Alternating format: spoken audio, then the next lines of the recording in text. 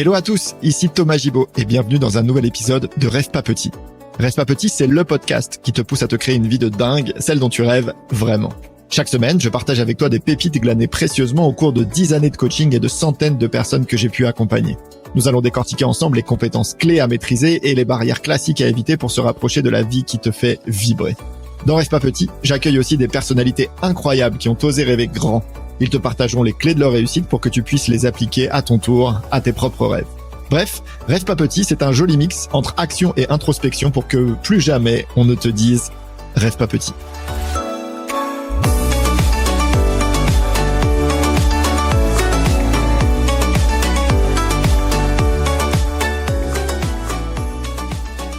Bonjour à tous et bienvenue dans ce nouvel épisode de Rêve pas petit.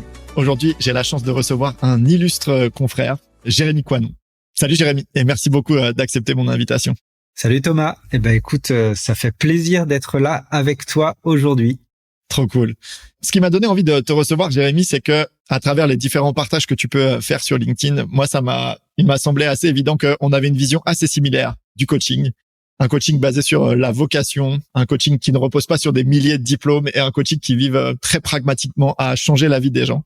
Et moi, ce qui m'intéressait dans le fait de discuter tous les deux, c'est je voyais deux angles que l'on pouvait donner à la conversation d'aujourd'hui. D'une part, moi, j'arrive très curieux de ton propre rapport à tes rêves, comment tu as cheminé, puis je suis impatient que tu nous en dises plus.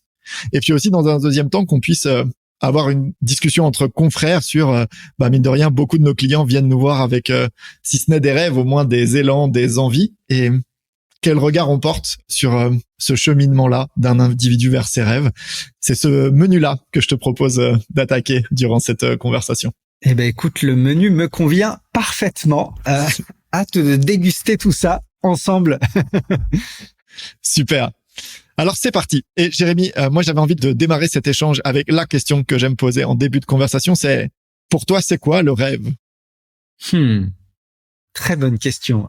Tu me donnes 4 heures et une occasion de faire de la philo. Si je devais un petit peu réfléchir, certes il y a le rêve de quand on dort, qui est celui qu'on maîtrise pas souvent. Certaines personnes ont cette faculté à le maîtriser, mais je prendrais plus ta question sur le rêve, un petit peu le rêve en coaching ou en développement personnel, on va dire. Moi, j'aurais tendance à le formaliser sous la forme c'est la capacité à se projeter sur un futur qui soit enthousiasmant, excitant, inspirant, parfois qui fasse un peu peur aussi, mais qui nous donne presque un peu une direction, une boussole, un endroit vers lequel on a envie de tendre. J'aurais tendance à mettre ça, et voilà, en mettant un peu l'emphase et en insistant sur ces mots inspirants, excitants, passionnants. Je le mettrais comme ça. Ouais, trop bien, j'adore. Et je serais curieux que tu nous en dises plus. Moi, ce qui vient me toucher tout de suite là, il semble y avoir 2 axes dans ce que tu nommes comme étant le rêve. Il y a ce côté enthousiasmant, inspirant, et il y a aussi cet axe de, mine de rien, potentiellement, ça peut générer des peurs. Quel regard tu portes, toi, sur ces 2 piliers-là de nos rêves? Ouais. Ça, après, comme on dit, on n'invente rien, on s'inspire de ce qu'on découvre autour de nous, et il y a quelque chose au fur et à mesure de ma formation et d'apprendre en tant que coach. Tu le sais aussi bien que moi, apprendre en tant que coach, c'est apprendre des outils, mais c'est aussi faire un travail sur sa façon de voir le monde. Et il y a une chose que j'ai beaucoup aimée, qui est un peu de l'ordre du développement personnel, mais qui m'a inspiré en tout cas, c'est de se dire que si je considère comme un rêve le fait que ce soir ce soit propre dans ma maison, en fait c'est pas flippant. Il faut juste que je prenne 1 heure, 2 heures, que je me relève les manches, que je prenne mon aspirateur et en plus je serais quand même content que la maison soit propre. Mais il n'y a pas cette dimension, on voit un peu plus grand et on fait quelque chose où on n'est pas sûr, où on sait pas exactement comment on va y arriver finalement, tu vois. Et c'est en ça que je dis il y a un petit côté peur, j'aime bien cette idée, tu vois, au tout départ, je m'inspirais quand j'ai découvert le coaching, forcément moi j'ai découvert entre autres au travers des Américains et Anthony Robbins, pour ceux qui connaissent un peu le monde du coaching, le gars est quand même pas trop mauvais dans ce qu'il fait. Et quand j'étais jeune coach, en tout cas au début, je me dis non mais être comme Tony Robbins, ce serait ouf. Même si j'ai évolué avec le temps, mais à l'époque, je me rappelle, je me disais ce serait ouf parce que avoir cette compétence de changer des vies, ce serait ouf. Et en même temps, ça me faisait flipper. Je me disais mais jamais j'y arriverai. Enfin, le mec, il a une telle longueur d'avance. Moi, c'est incapable. Je suis trop vieux déjà. Puis on n'est pas dans le même environnement. Et puis Donc je pourrais pas y arriver. Et il y avait cette peur de pas y arriver et de pas savoir comment faire. Et en même temps, quand je pensais à ça, je me disais, ouais, si je peux changer des vies comme ça, ma vie serait complètement folle, quoi. Ouais, trop bien.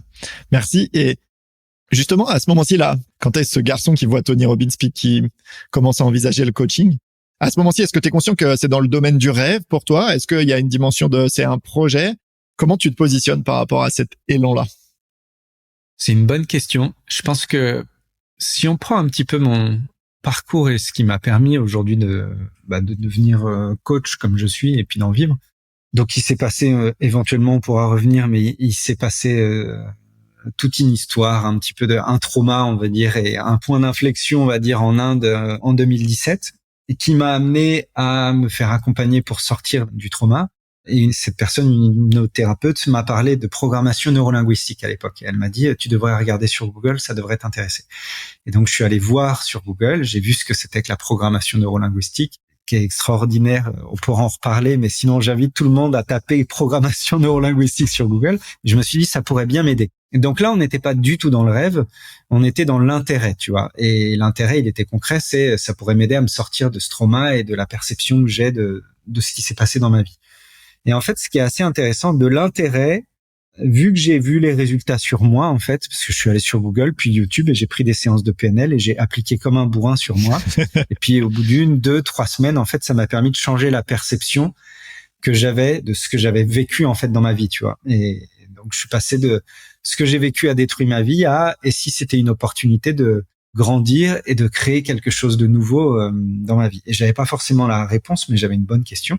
Et donc, quand j'ai vu ça, l'impact que ça avait eu sur moi, c'est passé de intérêt à passion, tu vois. Genre, oh, mais c'est ouf ces outils, machin et tout. Et donc là, j'ai pratiqué, j'ai commencé à pratiquer avec les collègues, avec les potes, machin et tout. Et donc là, il n'y avait pas forcément de rêve autour de ça, tu vois, à ce moment-là. Et je saurais pas te dire si à ce moment-là, j'avais un grand rêve précis ou en tout cas, je l'avais pas forcément conscientisé. Mais je pratiquais, j'étais passionné. Et un moment, parce que aussi dans ma vie professionnelle, à ce moment-là, j'étais un peu entre guillemets mis au placard, j'étais clairement sous régime et puis j'avais pas de possibilité d'évolution. Avec une discussion avec ma chérie à l'époque, je me rappelle, ça a tilté, ça a connecté. Et je me suis dit, mais en fait, peut-être que tu pourrais en vivre un jour, tu vois. Et là, c'est comme si la graine du rêve, elle avait commencé à être plantée, tu vois. Et genre à me dire, ah mais ouais, peut-être un jour tu pourrais être coach, tu pourrais vivre de ça et tu pourrais faire ça à 100%. Et là, oui, là, on était dans le rêve. Et donc, j'avais pas forcément de rêve ou pas forcément conscientisé de rêve. Et à ce moment-là, j'ai conscientisé un rêve, quoi. Ouais, merci. Pour moi, ça illustre un super concept, ce que tu évoques là, Jérémy, c'est à quel point, au bout d'un moment, il y a une forme de responsabilité qui nous incombe dans la capacité d'être conscient que on peut formaliser quelque chose autour de quelque chose qui nous fait vibrer, une passion, etc. Et là, ce que j'entends, c'est qu'à un moment, c'est pas juste devenu un kiff. Il y a eu une phase de toi qui t'est dit, OK, je prends le temps de me poser, de formaliser ça et d'acter auprès de quelqu'un d'autre. D'ailleurs, ce qui est souvent une étape assez importante dans un rêve, le fait de se l'avouer à soi, mais aussi de l'avouer à quelqu'un d'autre. Et je serais curieux que tu nous parles de ce moment spécifique là. En coaching, moi, je nomme ça une interruption là, comme si au bout d'un moment, la manière d'envisager quelque chose ne nous correspond plus, puis on a envie de quelque chose d'autre, de plus grand potentiellement. Comment tu vis toi cette période de c'est un kiff intéressant à je formalise un rêve? Bah déjà, la première chose, et j'aime bien cette image de interruption, tu sais, c'est l'interrupteur, quoi. C'est d'un coup, paf, t'as la lumière qui s'allume et tu fais, et si c'était possible, tu vois. Et donc là, c'est un moment très excitant, tu sais, parce que le champ des possibles s'ouvre, t'es là, mais oui, pourquoi pas, machin et tout.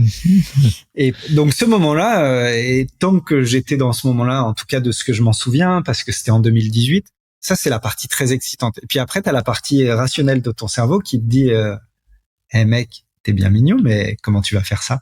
Puis en fait, t'as aucune foutue idée de comment tu vas faire ça, puisque t'es pas dans ce monde-là, toi t'es qu'un fonctionnaire, truc, et t'as juste découvert des outils pour aider tes potes à arrêter de fumer, quoi. Tu vois, je caricature un peu, mais du coup là, c'est assez intéressant, c'est que soit j'en sais rien, mais j'imagine que tu peux décider d'écouter cette partie rationnelle qui flippe, tu vois, du changement et qui te dit je connais pas le chemin. C'est marrant parce que hier, j'avais une cliente au coaching qui était comme ça et on a déconstruit une croyance comme ça. Elle disait, tant que je ne maîtrise pas le comment, je vais y arriver. Je me dis que c'est pas fait pour moi, tu vois. Et c'est la croyance avec laquelle elle vivait et qui la bloquait, sachant qu'elle avait cet élan derrière qui poussait. Et en fait, on a remplacé la croyance et c'est, je pense, ça que j'ai vécu à l'époque, tu vois, de manière un peu inconsciente. C'est, mais quand je vois pas comment, mais que ça m'inspire, ben je m'y mets. Et si quand je commence à passer à l'action, je kiffe, ben je me dis que je vais trouver le moyen d'y arriver en fait. Wow. Génial. Et voilà, ça m'invite à creuser parce que je trouve que c'est souvent un moment où ça bloque très fort. C'est quoi la compétence ou la qualité qui se manifeste chez toi là, à ce moment-ci, et qui te permet de kiffer la non-clarté sur le comment et de décider d'y aller quand même? Qu'est-ce qui est à l'œuvre en toi là, à ce moment-ci, pour permettre ça? Alors, je pense qu'il y a plusieurs choses. Je sais pas si tu as entendu parler des profils disques, tu sais, avec les 4 couleurs. Ouais. J'invite tous les auditeurs à regarder DISC avec les 4 couleurs. Ce qui est intéressant à comprendre, c'est que tu as 4 couleurs et on exprime ces 4 couleurs qui sont 4 façons de se comporter et de communiquer. On les a tous et on les exprime tous, mais il y en a certains qu'on exprime plus que d'autres, on va dire. Et moi, j'ai un tempérament, une tendance à être un petit peu plus jaune, un petit peu extraverti et orienté personne. Et le jaune, dans son extraversion, il est moins focus sur le précis, il est plus focus sur rêver, kiffer, et on va trouver un moyen d'y arriver. Donc, je pense que naturellement, dans mon tempérament, déjà, j'avais entre guillemets cette chance-là de moins m'arrêter au j'ai pas les étapes A, B, C, D, E, F, et c'est pas grave, on va voir. J'ai ça qui m'a aidé. Ensuite, et je pense que tu dois l'avoir toi aussi, et quand on aime le sport, on a ce goût-là, on a le goût du progrès en fait. Et du coup, on n'est pas en mode, tu sais, il y a un très bon bouquin, je crois qu'il s'appelle Mindset de Carol Dweck, je crois, et qui te dit que tu as un état d'esprit fixe, tu as des fois, et puis des gens qui sont plus dans un état d'esprit fixe, je suis bon ou je suis mauvais, j'y arrive ou j'y arrive pas, tu vois. Et qui est un état d'esprit qui peut vite nous bloquer parce que tu peux pas devenir bon en un claquement de doigts. Et puis tu as l'état d'esprit qu'on appelle de croissance, le growth mindset, qui te fait comprendre qu'en fait la question de la vie, c'est pas de savoir si t'es bon ou si t'es pas bon, c'est de savoir comment tu fais pour être meilleur qu'hier, tu vois. Et je pense que dans le sport, j'ai appris ça aussi. Et je me suis dit, en fait, la question, c'est pas de devenir coach demain et d'en vivre demain, c'est comment je peux progresser demain et après-demain et encore après-demain. Et sur le process, je vais découvrir la voie, en fait. Je pense que ces 2 facteurs m'ont aidé, quoi. Ouais, merci beaucoup, Jérémy, pour partager ça. Je trouve ça hyper utile. Et pour moi, ça illustre à quel point probablement que l'un des pires fléaux pour avancer vers nos rêves, ça reste l'immobilisme ou l'inaction. Et donc, tout ce que l'on peut trouver à mettre en œuvre qui nous permettent d'avancer. Puis j'aime beaucoup cette notion-là. J'avoue, Carol Dweck, pour moi, je le mettrai en description du podcast parce que c'est absolument un must sur ces sujets-là. Et à quel point, l'enjeu se situe dans le fait d'avancer, quoi. Peu importe. J'ai envie de dire presque au début. Ouais. Être conscient que l'un des principaux fléaux, c'est l'inaction. Je trouve que ça aide beaucoup à faire baisser ce besoin de perfection, de clarté. Une fois, je me rappelle, alors c'est un peu vieux, c'est un de mes clients à l'époque où je faisais plus du coaching de vie, et puis on arrive en séance et puis je lui demande en quoi je peux être utile. Il me dit je sais pas. Et alors du coup, je lui fais parler de sa vie, je creuse et tout. Puis je lui dis alors du coup tu veux quoi? Je sais pas. Et puis on discute et puis et t'en es où? Je sais pas. Et c'est quoi qui te ferait kiffer? Je sais pas. Et il arrêtait pas de me dire je sais pas. Et je lui dis tu sais, je pense que il y a un truc qui peut t'aider dans la vie. Il me dit ah ouais quoi? C'est d'arrêter de croire que tu sais pas. Parce que tant que tu te dis je sais pas et que tu y crois sérieusement, ton cerveau il se dit ouh là là, c'est important pour lui, il dit 10 fois par heure, donc on va faire en sorte que ce soit vrai pour lui. Et du coup ton cerveau il va bloquer toutes tes idées, il va tout bloquer parce que t'arrêtes pas de répéter je sais pas. Et du coup ça a tilté un peu pour lui. Je fais ah ouais. Je dis tiens, et si tu remplaçais je sais pas par tu peux dire tiens je sais pas encore, et tu peux même rajouter mais peut-être que j'aurai une idée. Et en fait, j'aime bien cette idée. C'est comme tu dis, l'immobilisme. Et on a des croyances qui nous amènent à l'immobilisme. Ça peut être je sais pas ce que je veux. De toute façon, moi, j'ai pas de rêve, donc je sais pas comment avancer. Ou alors j'ai un rêve, mais c'est trop compliqué, donc je sais pas. Ou j'ai un rêve, mais je sais pas les étapes, donc je peux pas avancer. Et en fait, ça nous bloque. Et quand tu commences à décider de dire, oui, je sais peut-être pas encore, mais ça m'empêche pas de me dire que potentiellement je vais avoir une idée et potentiellement je vais pouvoir tester un truc cet après-midi. Là, en fait, ton monde, il change, quoi. Super. Si j'en reviens à toi, Jérémy, t'as été ce fonctionnaire qui d'un coup découvre des éléments de développement personnel via la PNL. Puis d'un coup, il y a un truc de genre, hey, mine de rien, ça a l'air cool de vivre du coaching et puis d'accompagner des gens. Et comment ça se passe, les débuts de ce rêve? Et puis là, moi, les questions que ça m'amène, c'est quelles sont les pensées que ça génère? C'est quoi les peurs que ça amène aussi? C'est quoi les obstacles auxquels tu te confrontes? Comment tu structures ces débuts de rêve? Bah, les peurs, comme je te les ai dit, hein. Enfin, les principales peurs qui revenaient surtout au début, hein, en boucle, c'est le cerveau humain, il fonctionne beaucoup par comparaison. Et tu sais, tu as une limite fine entre comparaison et inspiration. C'est pas loin, mais au début, le cerveau, il préfère comparer que s'inspirer d'eux. Et du coup, même si je m'inspirais, en tout cas, ça m'inspirait de voir des Tony Robbins, des Rich Litvin ou des coachs comme ça, tu vois, mon cerveau se mettait dans la comparaison et disait, bah, tu y arriveras jamais. Donc, je dirais que mes principales peurs, c'était d'abord ça. Et pourquoi je parle pas d'autres peurs? Parce que il peut y avoir d'autres peurs, c'est potentiellement, ah, mais j'y arriverai pas à générer de l'argent, j'arriverai pas à trouver des clients, j'arriverai pas à être impactant.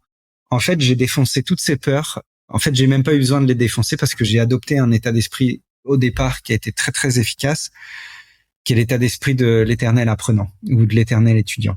C'est-à-dire que, qu'est-ce que j'ai fait? Et tu vois, je t'en parlais avec la PNL et puis quand je me suis dit je pourrais vivre du coaching, je n'ai pas changé ma stratégie. C'est-à-dire que c'est comme en musique, finalement. Comment tu fais pour apprendre la musique? Tu veux apprendre à jouer du piano. Comment tu fais? Je dirais, je me mets devant le piano et je commence à jouer. Et alors, est-ce que tu joues, genre, t'improvises? Ou comment tu fais, en général? Non, je chercherais les meilleurs moyens pour démarrer et à commencer à apprendre quelque chose. Exactement. Et donc, soit tu trouves un prof, soit tu trouves des cours en ligne, machin et tout. Donc, le prof va t'expliquer des trucs, il va t'expliquer des techniques et après, il va te faire jouer des morceaux de gens qui ont déjà écrit des morceaux. Du coup, tu vas jouer des morceaux et tu vas faire ça 1 an, 2 ans, 3 ans, 5 ans, 10 ans. Ça dépend de la fréquence de ton jeu. Puis, de moment, tu vas pouvoir commencer à improviser et puis à te faire un groupe de potes et aller jouer du jazz en improvisant. Mais tu fais pas ça au début. Et en fait, j'ai fait ça, c'est-à-dire que qu'est-ce que je faisais? J'étais en mode apprenant. J'allais prendre des séances de coaching que tu trouves sur YouTube. Les meilleurs coachs du monde, ils ont leurs séances gratos sur YouTube. Genre, qu'est-ce que je faisais? Je prenais la séance, je scriptais tout ce que disait le coach, tout ce que disait le client, mais 100%. Hein. Donc, ça me prenait 5 heures pour une séance d'1 heure, tu vois. Et après ça, je regardais des manuels de coaching que j'avais téléchargés pour essayer de comprendre un peu le côté magique, tu vois. Et puis après, j'allais voir les potes avec mon script et je disais, vas-y, tu veux pas être mon cobaye? Waouh, ok. Et donc, en fait, t'as jamais aucune pression puisque tu proposes aux gens d'être des cobayes.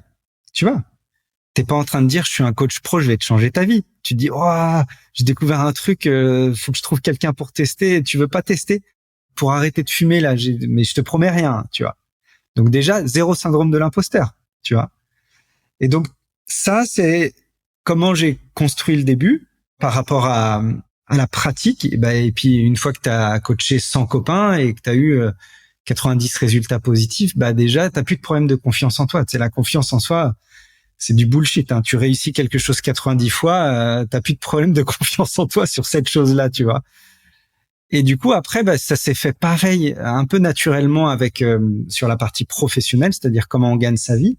J'avais lu un truc, il disait, n'offrez pas du coaching, apprenez quand même à avoir quelque chose en échange, donc faites au minimum sur donation. Et donc, j'ai commencé, en fait, sur donation. J'ai dit, tu me donnes ce que tu veux. Au début, c'était des bouteilles de vin, des boîtes de pâté, des trucs. Et puis, un jour, t'as quelqu'un qui te dit, combien je te dois? Je sais pas, donne-moi ce que tu veux. Et puis, tu files 30 balles, et puis voilà, quoi. Mais du coup, dès le départ, ça m'a habitué à demander et à recevoir quelque chose. Ce qui fait que le jour où je me suis dit c'est bon là, t'ouvres ton statut, c'était en août 2019, donc tu vois presque 1 an et demi après avoir découvert le coaching, tu vois. Et donc j'avais déjà un paquet de séances de coaching d'expérience et du coup j'ai ouvert le statut et puis là j'ai dit faut que je fasse payer la séance. Puis à l'époque j'ai fait un benchmark grosso modo. Je me suis dit allez 120 € la séance. Et puis la première fois que c'est quelqu'un tu prends combien? 120 €. Et puis voilà. Et puis une fois que t'as 10 personnes qui t'ont demandé, c'est tranquille. Et puis t'évolues comme ça. Donc c'est pour ça que je te parle. La seule peur, c'est les peurs à chaque fois que je me comparais où je me disais tu vas pas y arriver. Les autres peurs, en fait, elles ont été déglinguées dès le départ parce que je me suis toujours positionné comme un apprenant. Et j'ai pas arrêté. C'est-à-dire que encore l'année dernière, je coachais la DG France d'un groupe qui fait plusieurs milliards, tu vois. Et à un moment, elle me parle d'un truc et tout. Et là, j'ai une idée qui me vient, tu vois, une façon d'appréhender le coaching différente que j'avais jamais faite, tu vois. Et là, je lui dis, oh, j'ai une idée. Est-ce que c'est OK pour toi si je tente un truc que j'ai jamais fait? Là, par contre, la nana me payait une blinde, hein, tu vois. Mais en fait, c'est génial parce que la nana est trop contente. Elle se dit, bah ouais, vas-y, carrément, on teste, tu vois. Paf, ça t'enlève la pression, t'expérimentes. Ça marche, tant mieux. Ça marche pas, tu réajustes. Mais pour déglinguer le syndrome de l'imposteur, je trouve que cette posture, elle est extraordinaire, quoi. Merci. C'est un bonheur de t'écouter. Ça me paraît hyper accessible et évident quand tu l'évoques. Et moi, ça me ramène à une thématique qui m'est chère en ce qui concerne les rêves. Je serais curieux ensuite d'avoir ton regard. C'est, pour moi, ton histoire là, elle nous montre à quel point nos rêves, ils s'inscrivent à la fois dans, moi, ce que j'appelle le domaine de l'être, tes croyances, tes peurs, tes doutes, tes jugements, etc. Puis tu nous les as décrites. Toi, elle s'incarnait beaucoup sur la notion de comparaison. Et à quel point aussi elles s'inscrivent dans le volet du faire. Tu vois, au bout d'un moment, tu t'es quand même mis devant son YouTube, t'as quand même pris le script et t'as quand même passé 5 heures à dépiler une conversation de coaching YouTube. Et moi, ce que je trouve intéressant, c'est d'être conscient que nos rêves en tout temps se manifestent dans ces deux dimensions-là. Que si on passe uniquement du temps à s'introspecter, à travailler juste sur la dimension de la comparaison, il y a peu de choses qui avancent beaucoup. Et en revanche aussi, si on fait que du faire, bah, il y a quand même des peurs qu'il va falloir dépasser à un moment ou un autre. Donc, ouais, merci pour moi. Ton histoire, elle illustre à quel point t'as, consciemment ou non, bah, vu ton métier consciemment, cherché à avancer sur ces deux aspects de ton rêve. Chacun de quel regard tu portes, toi, là-dessus? Il y a un truc intéressant dans ce que tu partages, tu sais, il peut y avoir cette dérive un peu dans le développement personnel de « Ah ouais, il faut qu'on ait une bonne introspection, il faut qu'on ait bien noté ce qu'on veut, machin et tout ». Et tu vois, quand j'avais lu les questions que tu proposais pour préparer l'interview, là, il y avait cette notion de rêve. Et j'ai réfléchi, tu vois, à un peu mon parcours. Et je me suis dit, il y a un truc qu'il faut comprendre dans le rêve. En tout cas, une façon de comprendre le rêve que j'ai. Je dis pas que j'ai raison, hein, mais en fait, ce qu'il faut comprendre, c'est que tu poses un rêve parce que à un moment, t'es inspiré et puis tu poses une vision. Et peut-être après, si tu veux, je partagerai la façon dont je fais toutes mes premières séances avec tous mes clients. Parce qu'il y en a plein qui te disent, ouais, mais moi, j'ai pas de rêve. Et en fait, si, tout le monde peut trouver, comme on l'a dit tout à l'heure, c'est une démarche active de créer un rêve. Donc, c'est pas que t'en as un ou que t'en as pas, c'est est-ce que tu décides d'en créer un ou pas, tu vois. Et il y a un autre truc dont je me suis aperçu, c'est faut pas chercher le bon rêve que tu vas graver dans le marbre pour te dire c'est celui-là qui va driver ma vie jusqu'au bout. En fait, ton rêve, il change. Comme je te le disais au tout début, j'ai vu Tony Robbins, le coaching, les trucs, les stades avec 10 000 personnes. Je fais, wow, trop bien, tu sais. En plus, en tant qu'extraverti, je me suis dit, ouais, je veux faire la même chose et tout. Puis en fait, en avançant, je me suis rendu compte que c'est pas exactement ça mon rêve. Petit à petit, ça, j'ai connecté avec ma passion pour le leadership, la communication et des choses que j'avais vécues dans mes postes en tant qu'ingénieur puis en tant que manager. Puis ça m'a connecté et mon rêve est devenu, mais ouais, je veux avoir un impact auprès des leaders de ce monde pour que en fait ça ruisselle sur les équipes. Donc je voulais plus faire du coaching de vie et remplir des stades avec 10 000 personnes, tu vois. Ça veut pas dire que ça arrivera pas un jour, hein, mais c'était plus ça mon rêve, tu vois. C'était coacher des leaders, les plus grands leaders possibles pour avoir le plus d'impact possible pour que les gens, ça aille de mieux en mieux et que les entreprises contribuent au bien-être et à la performance des gens, tu vois. Et c'est ça que j'aime bien dire, c'est-à-dire que tu poses un rêve, mais il n'y a pas l'enjeu de dire est-ce que c'est le bon ou est-ce que c'est pas le bon, en fait, tu vois. C'est, tu poses un rêve et ton rêve, il te donne une direction. Et peut-être que après-demain, ou peut-être dans un mois, ou peut-être dans 6 mois, ton rêve, il va se réorienter parce que justement, tu auras commencé à agir sur le chemin du truc. Et donc, c'est pas un rêve. Et c'est pour ça que j'aime bien ce que tu partages, c'est que si tu poses un rêve, que tu fais que de l'introspection et que t'avances pas, il se passe rien. Tu peux passer 15 ans à essayer de te psychanalyser pour savoir quel est le bon rêve pour ta vie. Et au bout de 15 ans, tu fais, bah merde, j'ai rempli des bouquins et des carnets, mais il s'est rien passé. Tu peux avoir le pendant complètement inverse. Je pense que c'est un peu plus rare tu poses un rêve, tu le graves dans le marbre, tu dis c'est absolument ça, ma vie. Je pense que c'est ultra rare. Je suis pas sûr que ça existe, mais imaginons que ça puisse exister. Et tu pars nez dans le guidon et tu regardes plus jamais, tu relèves plus jamais la tête, tu vois. Et tu dis je fais que ça. En vrai, je pense que c'est quasi impossible parce que quand tu fais, t'as des moments où tu relèves un tout petit peu la tête et tu dis bah ça en fait ça m'intéresse plus que ça. Et donc ça fait naturellement évoluer ton rêve. Je sais pas si j'ai répondu à ta question, mais voilà ce que ça m'amène. Trop bien, j'étais juste curieux d'avoir ton regard et ça me parle énormément. Puis je trouve ça hyper intéressant pour les personnes moi que je vois cheminer sur le rêve, c'est souvent des questions qu'ils évoquent. Et il y en a une particulièrement dans celle que tu as partagée qui a piqué ma curiosité parce que j'ai l'impression qu'à chaque fois que je finis une conférence sur les rêves, la question que j'ai c'est Mais moi, je crois que j'en ai pas. Comment on fait quand on n'a pas de rêve? Moi, j'ai un avis là-dessus, mais je suis surtout très curieux de t'entendre toi. Moi, j'adore parce que, alors pareil, hein, j'ai pas inventé ça, hein, je me suis inspiré. Ça te dit que je te partage comment je commence Ouais, volontiers. quasiment toutes mes premières séances de coaching. Donc, t'établis le rapport et tout. Pendant 5 minutes, tu discutes de la vie et tout. Puis tu demandes éventuellement, tiens, quoi je pourrais être utile? Qu'est-ce qui t'amène ici, machin et tout. Puis soit les personnes, ils te verbalisent quelque chose et ils ont un rêve très précis. Et puis là, tu vas aller le creuser. Soit ils ont pas de rêve. Et dans les deux cas, en fait, je fais quasiment la même chose. Je te partage mon inside. Qu'est-ce qui se passe quand je coach, tu vois? Allez là, je prends. Je leur dis, on va jouer à un jeu. Ça s'appelle Retour vers le futur. Ok. Et je leur dis, on va faire comme ça. Et une fois qu'on aura fait ça, on va se retrouver dans le futur. Et c'est toi qui décides dans combien de temps tu pars. Et je leur dis, tu veux partir dans 6 mois, dans 1 an, dans 2 ans, éventuellement 5 ans, mais plutôt 2 ans, 3 ans, pas plus, tu vois. Et je leur dis, on va faire ça, et puis on va se retrouver, on sera en visio, là, et puis on va se dire, ah, salut Thomas, salut Jérémy, ça va bien et tout. Et je vais dire, alors quoi de neuf? Et tu vas commencer en me disant cette phrase-là. Tu vas commencer en me disant, écoute Jérémy, c'est extraordinaire ce qui se passe dans ma vie en ce moment. Et je leur dis, t'as le droit de me parler de ce que tu veux. T'as le droit de me dire juste la balade que t'as fait avec tes enfants hier. Si, imaginons qu'on parte dans 1 an. Hein. Tu pars sur ce que tu veux. Et après, moi, je te drive et je creuse. Et en fait, ce qui est extraordinaire avec ce petit exercice, c'est que tu forces la personne à se mettre dans un jeu de rôle.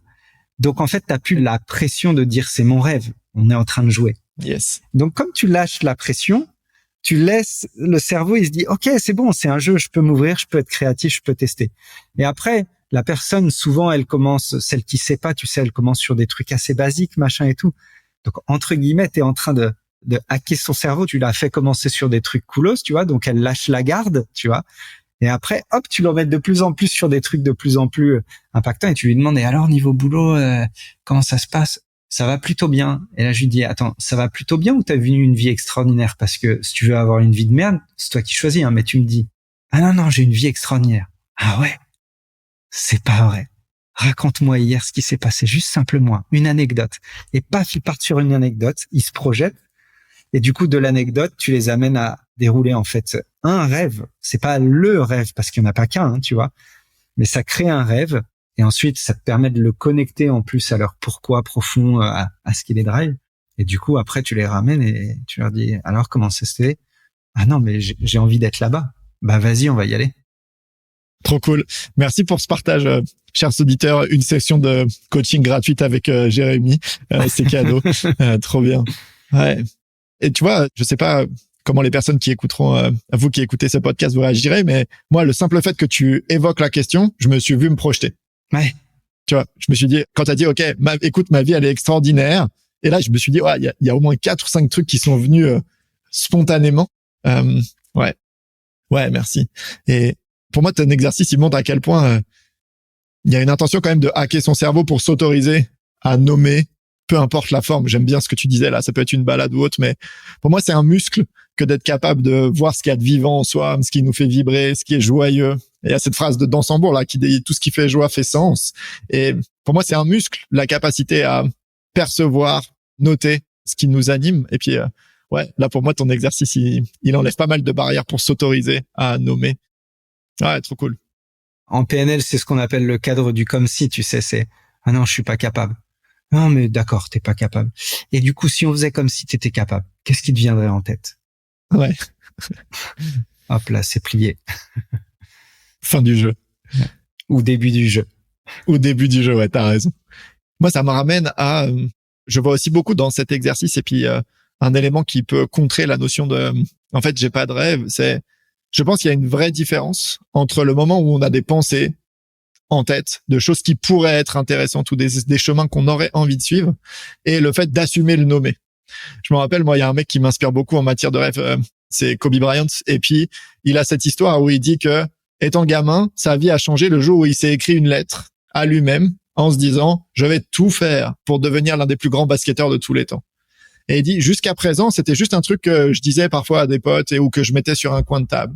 Et je trouve qu'il y a une forme d'honnêteté avec soi-même qui est très engageante dans le fait de nommer tel que on le ressent vraiment, ce qui nous fait vibrer. En tout cas, je trouve que c'est une étape.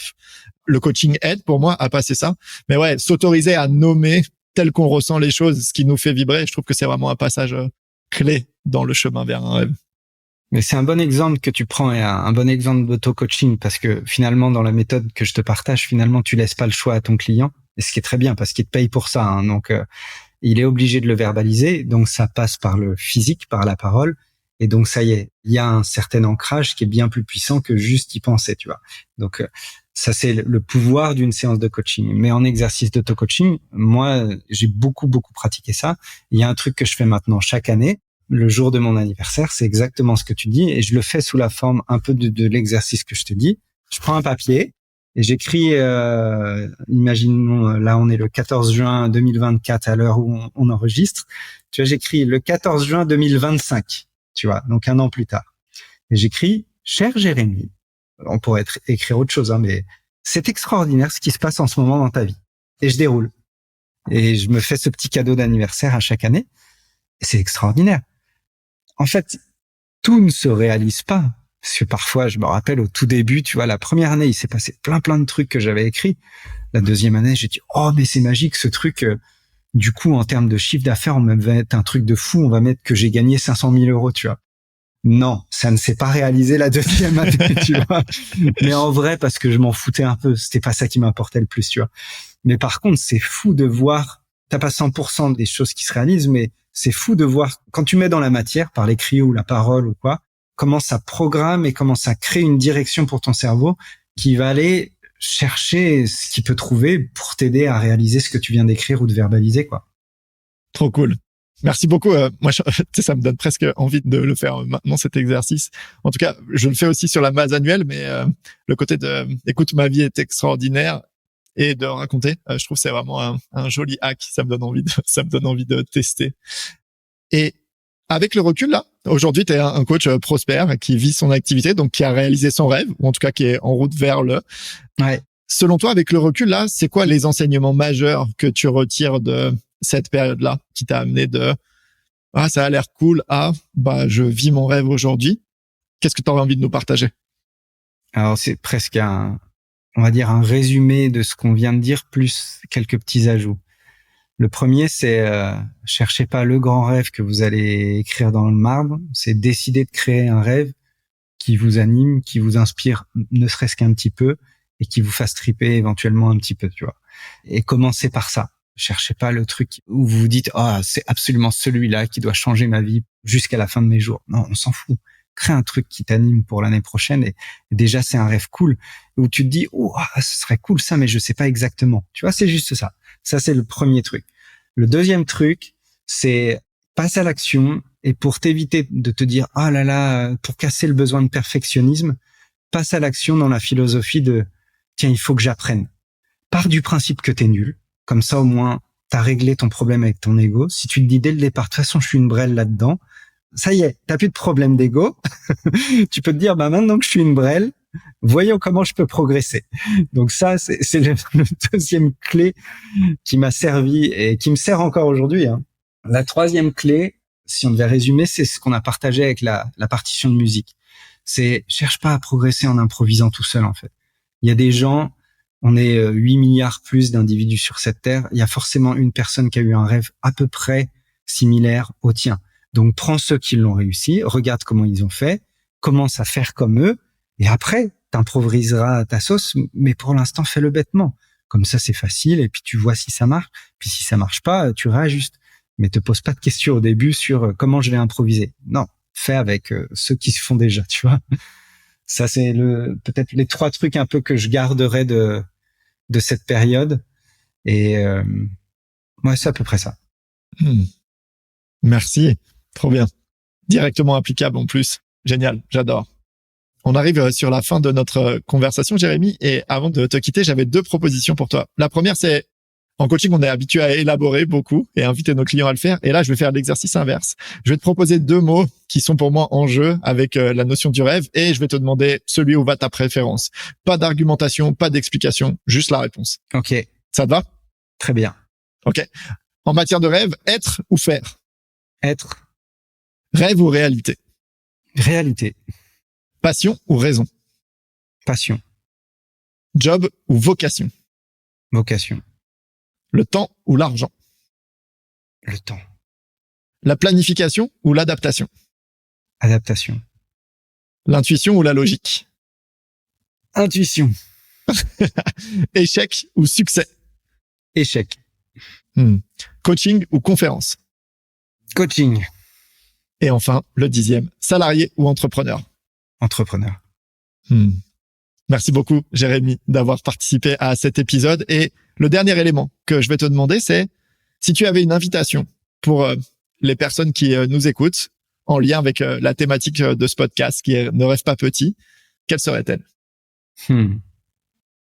C'est un truc tout con, hein, mais tu vois, tu prends du temps, de l'énergie, des ressources et de l'argent pour ce podcast. Et quelque part, c'est un gros kiff, hein, mais du coup, j'ai pris du temps. Et je pense que dans la qualité des questions que tu m'as posées, qui m'a permis de sortir des choses, en fait, il y a des éléments qui sont vraiment intéressants. Et souvent, le podcast, ça s'écoute quand même en voiture ou, je sais pas, la plupart du temps.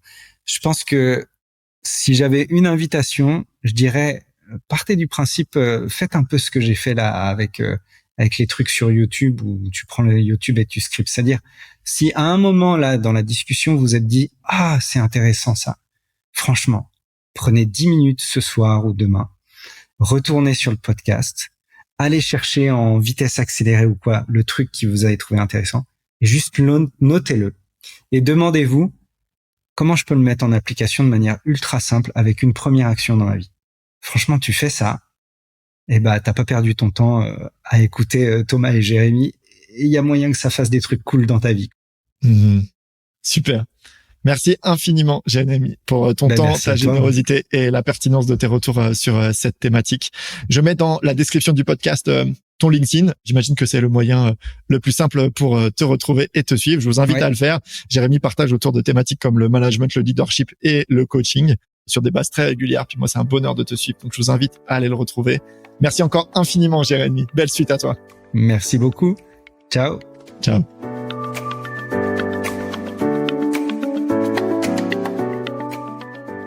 Et voilà, c'est fini pour aujourd'hui. Merci beaucoup d'avoir passé ce temps avec moi. J'espère sincèrement que cet épisode t'aura donné des clés ou de l'envie pour avancer vers la vie qui te fait rêver. Et avant de te laisser filer, je voulais juste te partager que je ne rêve pas petit avec ce podcast. Donc s'il t'a aidé, inspiré, j'adorerais que tu me laisses un petit mot ou 5 étoiles. Ça m'aiderait à faire de ce rêve un grand rêve. À très vite.